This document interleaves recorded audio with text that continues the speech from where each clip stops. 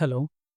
మన యూట్యూబ్ ఛానల్‌లో data structures అనే కోర్స్ స్టార్ట్ చేయడం జరిగింది. ఈ డేటా స్ట్రక్చర్స్ కోర్స్‌లో మనం అనేది డేటా స్ట్రక్చర్స్ అనేవి ఎందుకు యూజ్ చేస్తాం? ఎలా ఉంటాయి data స్ట్రక్చర్స్‌లో?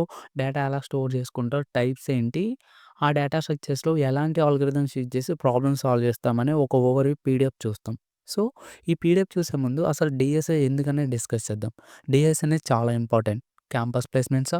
Campus off placements. Because of DSA అనేది ఫిల్టరేషన్ చేయడానికి చాలా ఈజీగా ఉంటుంది కంపెనీస్‌కి. స్టూడెంట్ యొక్క ప్రాబ్లమ్ సాల్వింగ్ స్కిల్స్ ఎలా ఉన్నాయి, ఏంటి అనేది తెలుసుకోవడం కోసం డీఎస్ఏ అనేది కండక్ట్ చేస్తారు. ఈ డీఎస్ఏ ప్రాబ్లమ్స్ కండక్ట్ చేసిన ప్రతి company they can provide high salary. Okay. So, first of all మనం డేటా స్ట్రక్చర్స్ అనే ఓవర్‌వ్యూ తెలుసుకుందాం. అప్పుడు డేటా స్ట్రక్చర్స్ సాల్వ్ చేసేటప్పుడు మనకి ఏ డౌట్స్ ఉండవు. ఎందుకంటే ఈ డేటా స్ట్రక్చర్స్ ఎందుకు యూజ్ చేస్తున్నాం, అందులో ఏ అల్గోరిథమ్స్ యూజ్ చేసి ప్రాబ్లమ్ సాల్వ్ చేస్తున్నాం అనే ఒక ఐడియా ఉంటే మనం దేనికి భయపడక్కర్లేదు. డేటా స్ట్రక్చర్స్ అనేవి తెలుసుకుంటే చాలా ఈజీగా ఉంటది. ఓకేనా?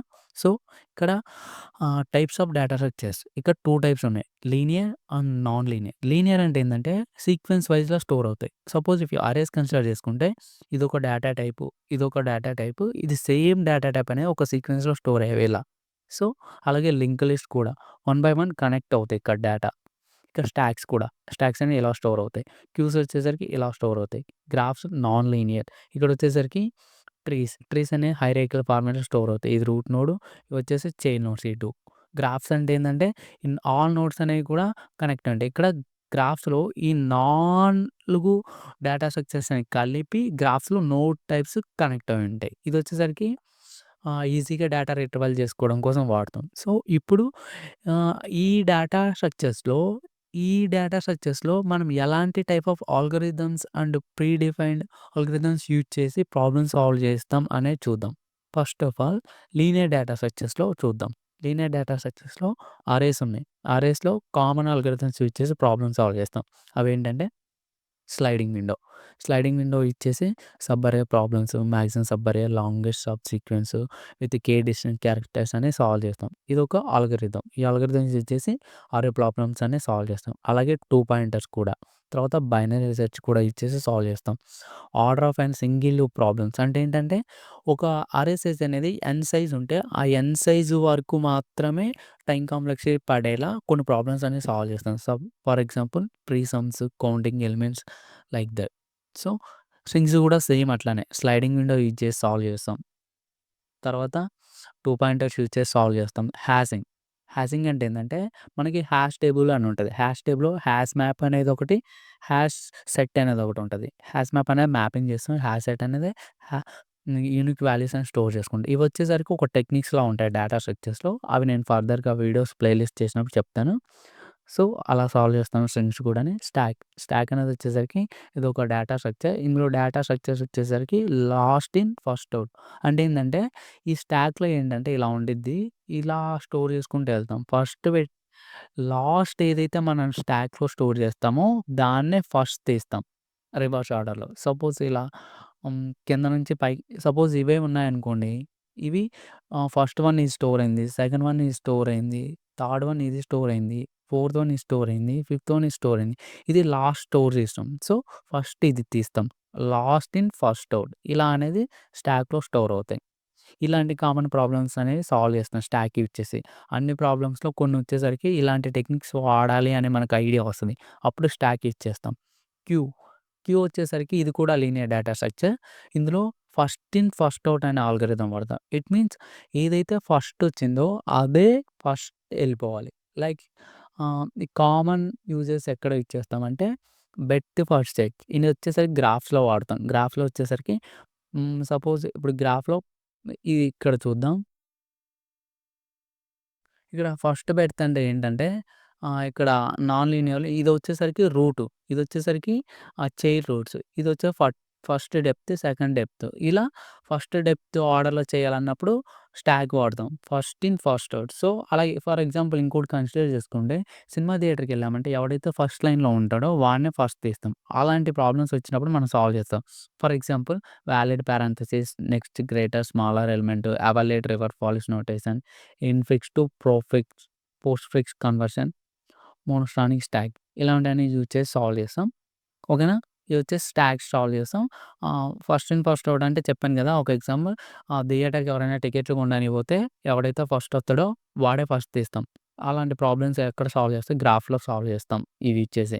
ఇవి ఒక టెక్నిక్స్. బీఎఫ్ఎస్ అలాగే ఆహ్, ఇంప్లిమెంటింగ్ క్యాచెస్‌లో వాడతాం. స్లైడింగ్ విండో మాక్సిమం సమ్‌లో వాడతాం. ఓకేనా? ఇక లింక్డ్ లిస్ట్ వచ్చేసరికి మనం బేసిక్స్ నేర్చుకుంటాం. బేసిక్స్ అంటే ఏందంటే 2 టైప్స్ ఉంటాయి. Single linked list, double linked list. Single linked లిస్ట్‌లో వచ్చేసరికి కొన్ని ఆపరేషన్స్ నేర్చుకుంటాం. ఇన్సర్షన్, డిలీషన్, స్పెసిఫిక్ పొజిషన్స్ అంటే ఏందంటే పొజిషన్ నంబర్ ఇస్తాడు. ఆ నంబర్‌ని ఎలా డిలీట్ చేయాలి ఏంటని ఆడతాం. తర్వాత 2 పాయింటర్ టెక్నిక్స్ వాడి చేసి ఈ ప్రాబ్లమ్స్ అనేవి సాల్వ్ చేస్తాం. ఇది కామన్ అల్గోరిథం. 2 పాయింటర్స్ అని most famous in linked list. ఇదే ఇచ్చేసి మాక్సిమం ప్రాబ్లమ్స్ సాల్వ్ చేస్తాం. ట్రావెల్ సెల్ కూడా చేస్తాం. అందులో వచ్చేసి for example problems fast and slow pointer use చేసి find the middle element in linked list, detect cycle, reverse linked list, merge two sorted lists, remove nth node ఇలాంటివి. ఇంకా తర్వాత non linear data structure చూసుకుంటే trees. First one వచ్చేసి trees. ట్రీస్‌లో common ట్రావర్సల్స్ వచ్చేసరికి కొన్ని నేర్చుకుంటాం.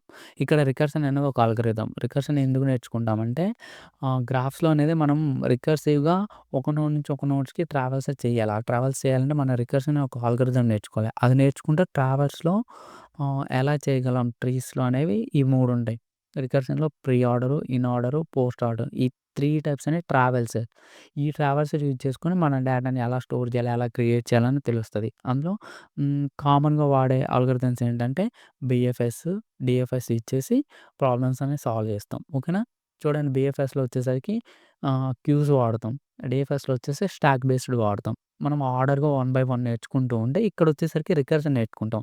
రికర్షన్ నేర్చుకుంటే ఇవి వచ్చేసరికి ఆ రికర్షన్‌లో ఎలా ట్రావెల్స్ చేస్తామని ఈ 3 టైప్స్.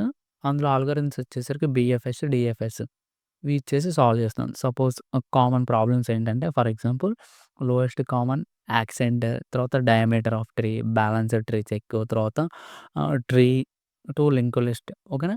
సో, సెకండ్ వన్ వచ్చేసరికి నాన్ లీనియర్‌లో గ్రాఫ్స్‌లో వచ్చేసరికి మనం ఏం నేర్చుకుంటాం అంటే ట్రావెల్స్ అని నేర్చుకుంటాం. ఆల్రెడీ డిస్కస్ చేసాం బీఎఫ్ఎస్, డీఎఫ్ఎస్. ఇవి ఇక్కడ ఏంటంటే గ్రాఫ్‌లో చెప్పినాం కదా! అన్ని డేటా స్ట్రక్చర్స్ కలిపి నోడ్స్‌లాగా స్టోర్ అవుతాయి. ఆ నోడ్స్‌లో ట్రావెల్స్ అవి చేయడానికి డీఎఫ్ఎస్, బీఎఫ్ఎస్సే వాడతాం.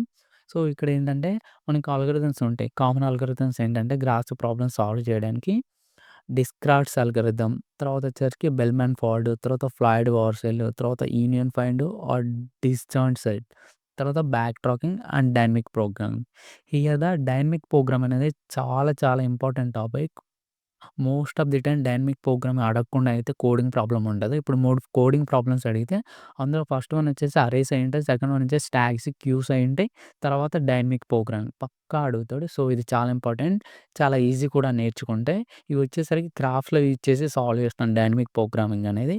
డైనమిక్ ప్రోగ్రామింగ్‌లో వచ్చి longest path in DAG problems. So, మనమనేవి ఈ ఆర్డర్‌లో మనం ప్రతి దానికి కూడా ప్రతి డేటా స్ట్రక్చర్స్ కూడా ఒక ప్లేలిస్ట్ క్రియేట్ చేసి, ఆ ప్లేలిస్ట్‌లో ఆ డేటా స్ట్రక్చర్స్‌లో మనమనేది ప్రాబ్లమ్స్ ఎలా సాల్వ్ చేస్తామని నేర్చుకుంటాం. ఓకేనా?